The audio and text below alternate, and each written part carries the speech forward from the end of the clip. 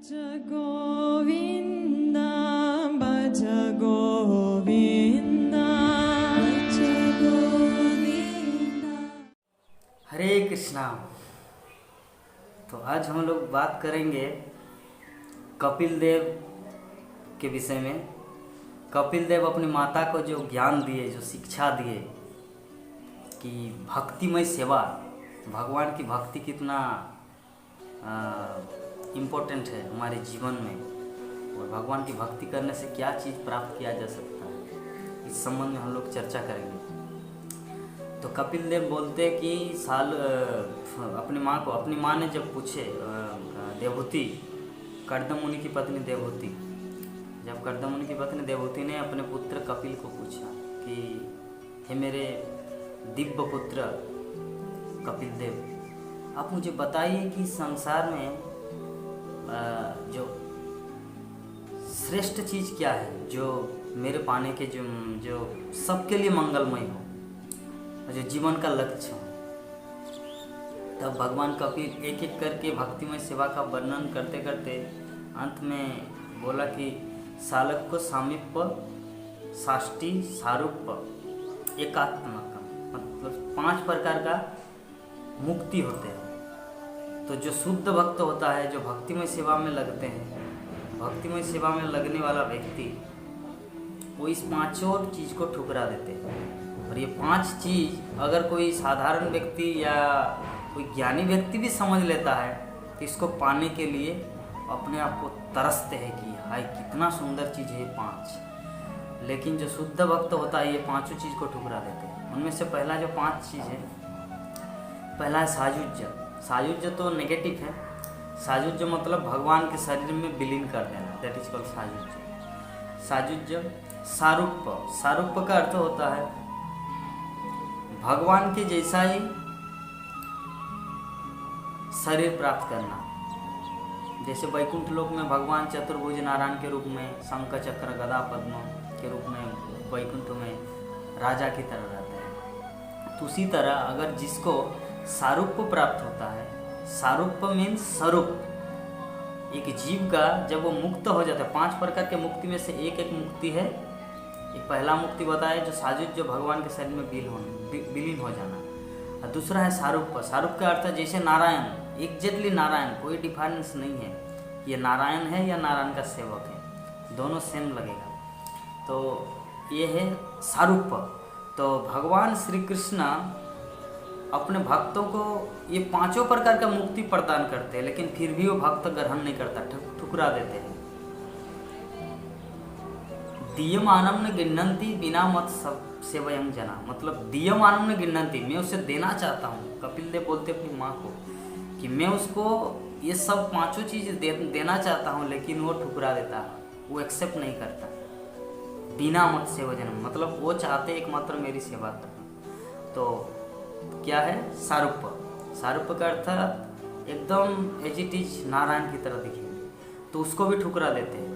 जरा देखिए कितना बड़ा चांस है भगवान उसको देता है कि आप वैकुंठ लोक में आके भगवान के जैसा स्वरूप प्राप्त कीजिए, नारायण, जहाँ कहीं भी विचरण कीजिए, लेकिन उसको ठुकरा देते, बल्कि वो दास बनना चाहता है। तीसरा सालोक्य। सालोक्य मतलब सेम 5 चीज वैकुंठ में ही उपलब्ध है। सालोक्य मतलब मतलब भगवान का जैसा, भगवान जहाँ पे रहते हैं। आलोक्य। लोक मीन्स लोक मतलब प्लेनेट्स, जगह। तो सालोक्य मतलब भगवान के लोक में वास करना। भगवान कहाँ रहते हैं? वैकुंठ में रहते हैं, वृंदावन में रहते हैं। तो भगवान का जो शुद्ध भक्त होता है उस सालोक्य मतलब उस लोक में भी वास नहीं करना चाहता, अगर वहाँ पे भगवान की सेवा नहीं होता तो। सालोक्य। साष्टी। साष्टी का अर्थ होता है जैसे भगवान के पास सब कुछ धन संपत्ति षडैश्वर्यों का मालिक है, तो साष्टी का अर्थ होता है उनका ही जैसा धन संपत्ति प्राप्त करना। ऐसा नहीं कि किसी की प्रभु मुझे इतना अभी जरूरत है, मुझे प्रदान कीजिए, नहीं, उनके पास खुद रहता है, उस तरह का ऑपुलेंस ऐश्वर्य उनको दिया जाता है। साष्टी एक मुक्ति है। सायुज्य, सालोक्य, सारूप्य, साष्टी और सामीप्य। 5 है। पहला क्या है? साजुज्य, जो भगवान के शरीर में विलीन हो जाना। दूसरा सारूप, जो भगवान का जैसा शरीर प्राप्त करना। तीसरा है साष्टी, साष्टी मतलब भगवान का जैसा ऑपुलेंस, ऐश्वर्य को प्राप्त करना। चौथा है आपका सारूप बताएं, सालोक्य, हाँ, साजुज्य, सालोक्य, सारूप, साष्टी, और ये है सामीप्य। सामीप्य का अर्थ होता है सब समय भगवान के साथ रहना। किसी भी क्षेत्र में कभी भी वो भगवान से अलग नहीं होता। जैसे उद्धव द्वारका में सब समय भगवान के साथ रहते, 24 घंटा। जब सोने जाते हैं तो कृष्ण का चरण दबाते हैं, उसके बाद जब कृष्ण सो जाते तो उद्धव चले जाते अपने घर। और कृष्ण के सोने के उठने से पहले, मतलब भोर प्रातकालीन उठने से पहले ही उद्धव स्नान करके सब रेडी होके चले आते भगवान की सेवा के लिए। मतलब 24 घंटा भगवान के पास रहना, ये है सामीप्य। तो यहाँ पे जो बोले कि सालोक्य साष्टी सामीप्य सारूप्य एकत्तम युत दीयमानं गिन्नन्ति बिना मत सेवनम जना। मतलब उसको ये 5 प्रकार का, जरा सोचिए, लोग 1000 लाखों वर्ष तक हिमालय की गुफाओं में तपस्या करते हैं मुक्ति प्राप्त करने के लिए। तो ये जो मुक्ति का जो 5 स्टेज है, 5 प्रकार का जो मुक्ति है, ये कितना दुर्लभ है कि भगवान का जैसा बन जाना, भगवान के जैसा स्वरूप प्राप्त करना, भगवान के लोक में रहना, भगवान के जैसे धन संपत्ति ये करना, भगवान जैसा ही सब। लेकिन जो शुद्ध भक्त होता है बिना मत सेवनम जना, वो इन सब चीज को ठुकरा देते हैं।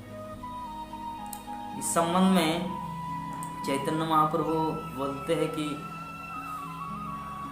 मम जन्मनि जन्मनि सरे भवता अहेतुक, मतलब मैं जन्म जन्मतर न धनं न जनं न सुंदरिन कवितां कामये जगदीश कामये, कि हे जगदीश, हे कृष्णा, मुझे किसी चीज़ की प्राप्ति नहीं, धन की ज़रूरत है, ना स्त्री की ज़रूरत है, ना घर की ज़रूरत है, ना सुंदर कवि बनने की ज़रूरत, ना मैं अपने आप को फेमस बनाना चाहता हूँ। मेरी क्या इच्छा है कि जन्म जन्मांतर आपके श्री चरणों का अहेतु की कृपा लाभ करूँ, जन्म जन्मांतर आपके तुच्छ दास बन पाऊँ, यही मैं चाहता हूँ। मम जन्मनि जन्मनि सरे भवतात अहेतु की, कि मैं इसी संसार में बारंबार जन्म लूँ, कोई बात नहीं, लेकिन आपका दास बनो।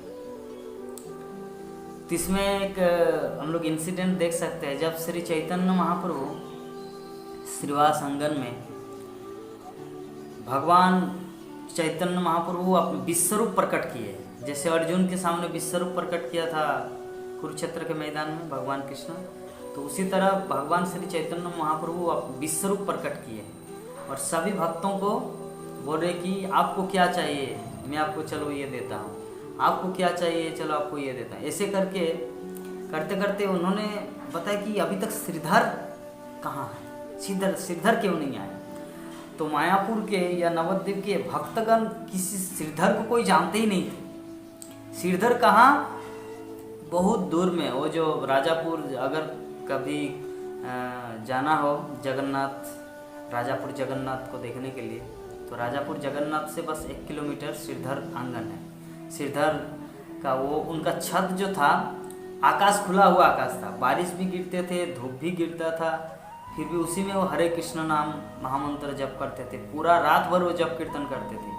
और केले का पत्ता बेचकर उसमें जो इनकम होता, हाँ, आधा 50% वो गंगा पूजा के लिए दे देते और 50% अपने परिवार और भगवान की सेवा में लगाते।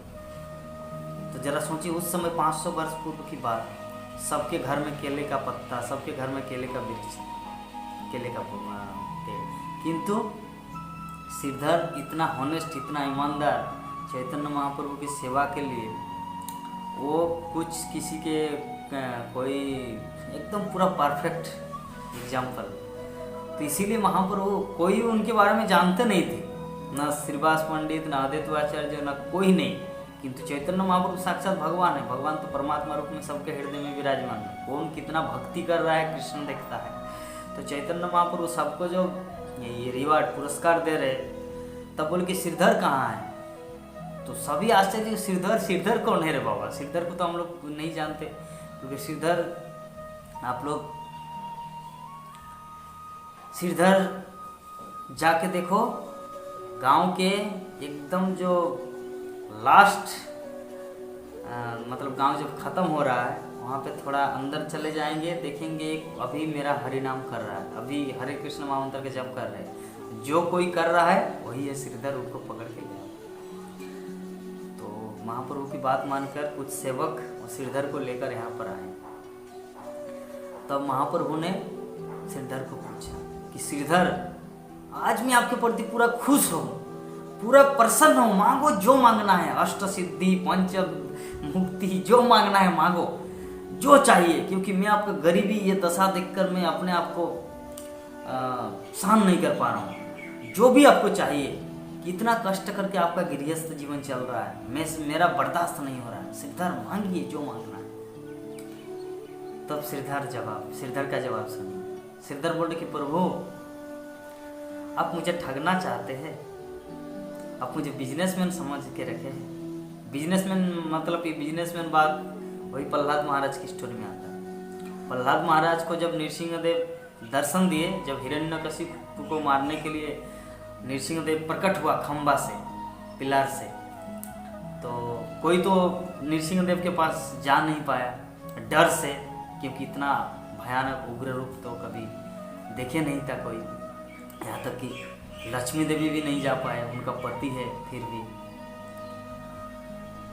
तो लास्ट में प्रहलाद महाराज जाके नृसिंह कवचम अथवा श्री नृसिंह कवचस्तम नृसिंह कवचम वक्षे प्रहलादेनोदितं पुरा सर्वरक्षा करं पुण्यम सर्वपादर्वणासनम सर्वसंपत्करं चैव सर्वमोक्षप्रदायकं धात्ता नृसिंहं देवेशं हेमसिंहासनस्थितं बिभृतासं त्रिनयनं शरदिन्दुसमप्रभं लक्ष्मालिङ्गित वामंगं विभूतिर्व्युपासितं चतुर्भुजं कमलांगं स्वर्णकुण्डलशोभितं श्रियासुशोभितारस्कं रत्नकेरुमुद्रितं तप्तकांचन संकाशं पीतनिर्मलवाससं इन्द्रादिशूलमौलिस्तस्फुरन्माणिक्यदीप्तिभिः विराजिता पददन्तं शङ्खचक्रादिहेतिभिः गरुत्मता च विनयतिस्तुमानं वदान्वितं सहितकमलसंवासं कीर्ताथुपचं पठेत् नृसिंहं शिरोपातो लोकरक्षार्थसंभवः सर्वज्ञस्तम्भवासो फालं मे रक्षतु धनिं नृसिंहं शिरोपातो सोमसूर्याग्निलोचना स्मृति में पातु निर्हरि मुनि वरीय स्थिति परिनाशम नृसिंह नाशस्तु मुखम लक्ष्मी मुख प्रिय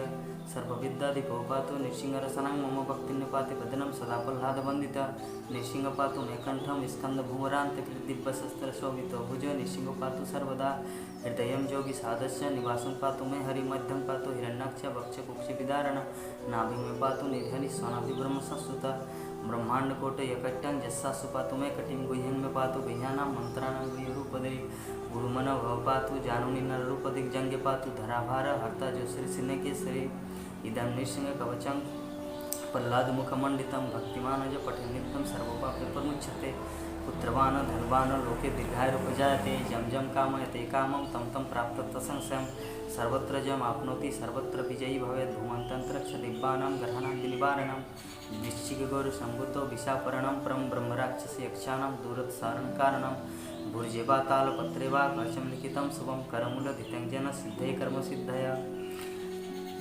इस तरह करके प्रहलाद महाराज एक एक करके नृसिंहदेव का स्तुति गान करने लगे। तो उनका स्तुति सुनकर जो नृसिंहदेव उतना उग्र रूप पूरी तरह से कि संसार को प्रलय कर देंगे, ऐसी स्थिति में नृसिंहदेव इतना क्रोधित। तो प्रहलाद महाराज का स्तुति सुनकर पश्चिमी पातु सर्वेशो दिशि में सर्वतोमुखा नृसिंह पातु भव्यम समं भीषण विग्रह ईशान्यं पातु भद्र में सर्वमंगलदायक संसार भतो पातु मृत्यु मृत्युनि के शरीर। इस तरह करके जो प्रहलाद महाराज की मत्रवो नक्तेना नृसिंह सदृशो भवेत् मनसा अर्चन्ति तंजेतु सतत पापतसंसं गर्जन्तं गर्जन्तं निजभुज पटलं स्फोटन्तं हटन्तं दीपन्तं तापन्तं विदिति श्री नृसिंह कवच। इस तरह का नृसिंहदेव मतलब प्रहलाद महाराज का स्तुति सुन के नृसिंहदेव जो उतना पूरा गर्म एकदम तप्त, जैसे लोहा अगर गर्म हो जाता है तो उसमें अगर पानी देंगे तो वो धधकता और ज़्यादा धुआं उठता है। लेकिन प्रहलाद महाराज की जो वाणी, प्रहलाद महाराज का जो स्तुति, वो अमृत वर्षण हो रहा था। नृसिंहदेव उतना गर्म हो चुका था, फिर भी एकदम ठंडा हो गए। और नृसिंहदेव प्रसन्न होकर प्रहलाद महाराज को बोले कि प्रहलाद मांगिए, आपको जो चाहिए मैं आपको वैसा बना दूंगा, आपके लिए लोक, आपके लिए ग्रह तैयार कर दूंगा, आपको राजा बना दूंगा। तब प्रहलाद महाराज बोलते कि प्रभु जी क्या समझते, आप मुझे बिजनेसमैन समझ के रखे क्या? बिजनेसमैन क्या होता है? रुपया लो, एक्सचेंज करो, कुछ आना, ऐसे एक्सचेंज होता है। तो क्या मुझे बिजनेसमैन समझ के रखे हैं? तो वही बात यहाँ पर सिद्धार्थ चैतन्य महाप्रभु को बोल रहे। चैतन्य महाप्रभु जब बोल रहे कि सिद्धार्थ दीयमानम क्या चाहिए बोलिए, मैं आपको अष्ट सिद्धि प्रदान करता हूँ। अष्ट सिद्धि का अर्थ होता है अनिमा, लघिमा, महिमा, प्रसुप्ति। अनिमा मतलब अनु, छोटा बन जाना, लघिमा लघु बन जाना। इस तरह करके 8 प्रकार की सिद्धि है। इसमें कुछ भी किया जा सकता है, एक ग्रहों को तैयार किया जा सकता है, एक प्लैनेट्स।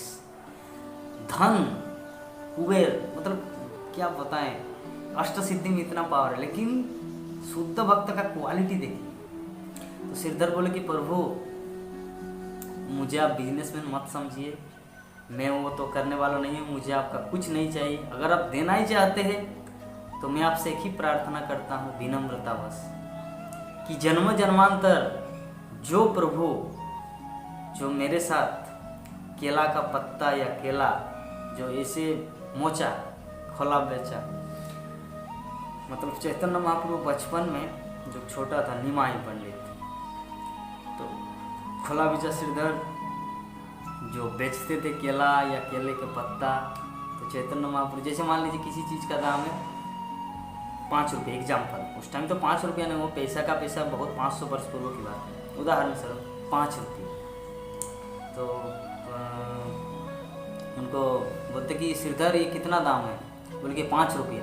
बोले कि 1.5 रुपया हमें देंगे? चैतन्य महाप्रभु क्या 1.5 रुपया में मिलेगा? नहीं बाबा नहीं मिलेगा। 2 रुपया में मिलेगा? बोले कि नहीं मिलेगा। क्यों नहीं मिलेगा? इस तरह करके केला को पकड़ते हैं, केला पत्ता या केला जो भी हो, और वो बोले कि नहीं देंगे, मेरा नुकसान हो रहा है। चैतन्य महाप्रभु बोले दीजिए, मुझे चाहिए, इस तरह करके। तो यही वाला बात उनको याद आया श्रीधर को। और चैतन्य महाप्रभु जो विश्वरूप धारण किए, बोले प्रभु मैं तो जन्म जन्मांतर ही चाहता हूँ कि जन्म जन्मांतर वो प्रभु कि मेरा जो केला का पत्ता या केला को जो ऐसे ऐसे खींचते हैं, मैं उसी रूप का दर्शन करना चाहता हूँ। मुझे कोई अष्ट सिद्धि नहीं चाहिए, कोई पंचमुक्त कुछ नहीं चाहिए। तो ऐसे हम लोग देखते हैं जो शुद्ध भक्त होता है ना, वो बारंबार विपद विपद संता सत्सत तत्व जगत गुरु, जो कुंती महारानी जो प्रार्थना करते हैं अपने प्रेयर में कि भवतो अर्दसनम, कि हे प्रभु हे कृष्णा, मैं चाहता हूँ कि बारंबार दुख मेरे जीवन में आता है, मुझे सुख नहीं चाहिए, अष्ट सिद्धि नहीं चाहिए, किसी भी तरह का मुझे सुख, मतलब क्या है? मुक्ति।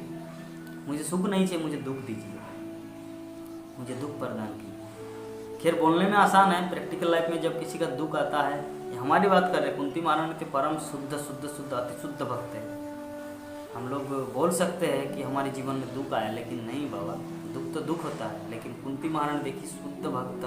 तो ये उन व्यक्तित्व का चरित्र का वर्णन है। ये जो श्लोक है, सालोक साष्टी सामीप्य सारूप्य एपत्तगतम दीयमानम न गिन्नन्ति बिना मत सेवनम जन।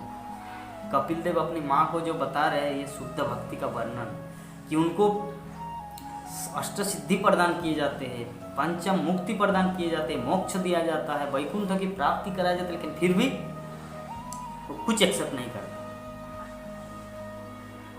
बल्कि वह चरणों का तुच्छ दास बना रहना चाहिए। यही है शुद्ध भक्त। तो हम लोग को भी वो प्रयास करना चाहिए, क्योंकि जितना हम लोग भगवान की महिमा, भक्तों की महिमा को जितना सुनेंगे, भगवान की महिमा को जितना सुनेंगे, उतना हम लोग भगवान के प्रति शरणागत होंगे। और जितना हम लोग भक्तों की महिमा को सुनेंगे, उतना हम लोग शुद्ध भक्ति को प्राप्त करेंगे। शुद्ध भक्त बनने की प्रेरणा मिलती है भक्तों की महिमा सुनने से।